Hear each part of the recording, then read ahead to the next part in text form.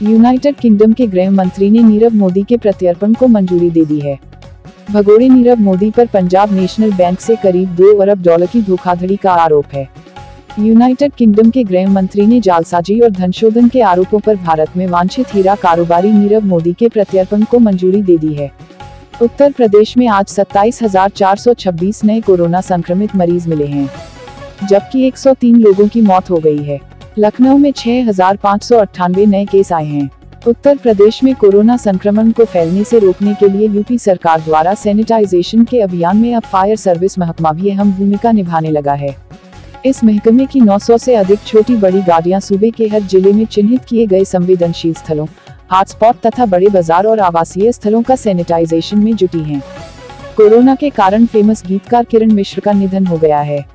67 साल के किरण ने मुंबई के एक अस्पताल में अंतिम सांस ली। उन्होंने 15 दिन पहले ही कोरोना वैक्सीन की पहली डोज लगवाई थी।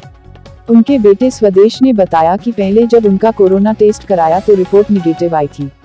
उसके बाद जब हार्ट के डॉक्टर के पास गए तो उन्होंने सीटी स्कैन किया और उसमें उनकी रिपोर्ट पॉजिटिव आई थी। कर्नाटक के मुख्यमंत्री बीएस येदियुरप्पा कोरोना पॉजिटिव हो गए हैं। फिलहाल उनको मणिपाल अस्पताल में भर्ती कराया गया है। उत्तर प्रदेश में बढ़ते कोरोना मामलों के चलते लखनऊ के शाही इमाम जुमा के मौलाना कल्बे जवाद नकवी ने अगले आदेश तक शुक्रवार की नमाज को स्थगित करने की घोषणा की है। सीबीआई के पूर्व डायरेक्टर रंजीत सिन्हा का आज सुबह निधन हो गया। रंजीत सिन्हा की उम्र 68 साल की थी। कुछ दिन पहले वे कोरोना पॉजिटिव पाए गए थे। केंद्रीय मंत्री प्रकाश जावड़ेकर कोरोना संक्रमित हो गए हैं। उन्होंने खुद ट्वीट करके इसकी जानकारी दी।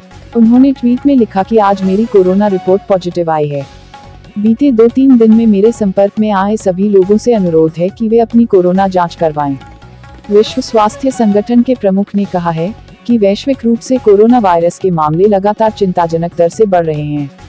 प्रति सप्ताह जितने नए मामलों की पुष्टि हो रही है वह पिछले 2 महीने के दौरान के मामलों से 2 गुना है। नए मामलों की संख्या संक्रमण के सर्वोच्च दर पर पहुंच गई है, जिसे महामारी के दौरान अब तक हमने नहीं देखा था। दिल्ली में वीकेंड लॉकडाउन के बाद national restaurant association of India ने कहा कि उसे स्थिति की गंभीरता का अंदाजा है और वह दिल्ली सरकार के फैसले को स्वीकार करता है, लेकिन इससे क्षेत्र का कारोबार बुरी तरह प्रभावित होगा। इससे रेस्टोरेंट कारोबार एक बार फिर महामारी के दौर वाले निम्न स्तर पर चला जाएगा। पंजाब सरकार को केंद्र की तरफ से वीकेंड कर्फ्यू लगाने के लिए अनुमति मिल गई है तथा संभावना है कि इस संबंध में राज्य के मुख्यमंत्री कैप्टन अमरिंदर सिंह कुछ देर तक आला अधिकारियों के साथ बैठक लेकर इस पर फैसला ले सकते हैं।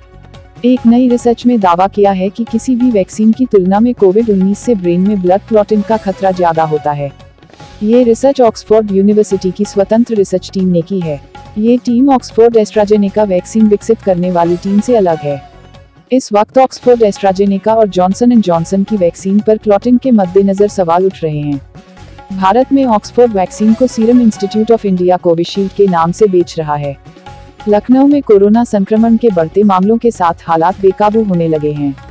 इस बीच एक युवक की दर्द भरी दास्तां भी सामने आई है, जहां एक भाई की मौत हो चुकी है और दूसरे की जिंदगी भी संकट में है और ये भाई लगातार कोशिशों के बाद भी कुछ नहीं कर पा रहा है। अस्पताल आकर इसकी उम्मीदें लगभग दम तोड़ चुकी हैं। कोरोना से पीड़ित अपने भाई का इलाज कराने आए भानु ने बताया कि 2 दिन पहले कोरोना से मेरे बड़े भाई की मौत हो गई थी। वहीं मेरा छोटा भाई जिंदगी और मौत के बीच संघर्ष कर रहा है। देश में कोविड केस बढ़ने की वजह से अब आईसीएसई बोर्ड ने भी क्लास 10 और 12 की परीक्षाएं स्थगित कर दी। उत्तर प्रदेश में योगी आदित्यनाथ ने औद्योगिक नगरी नोएडा में Adani enterprises limited, Dixon technology India limited सहित 13 निवेशकों को लगभग 1,99,848 वर्ग मीटर भूमि के आवंटन की संस्तुति प्रदान कर दी गई है। इससे नोएडा क्षेत्र में 3,870 करोड़ रुपए का पूंजी निवेश होगा और लगभग 48,512 लोगों को रोजगार के अवसर सुलभ होंगे। उत्तर प्रदेश पंचायत चुनावों में मतदान के आने वाले चरणों में एक स्थान पर 5 से अधिक लोग नहीं जुड़ सकेंगे। अगर इस नियम का कोई उल्लंघन करते पाया गया तो उस पर राष्ट्रीय सुरक्षा अधिनियम के तहत कार्रवाई की जाएगी। ताज़ा समाचारों से जुड़े रहने के लिए YouTube चैनल को सब्सक्राइब करें।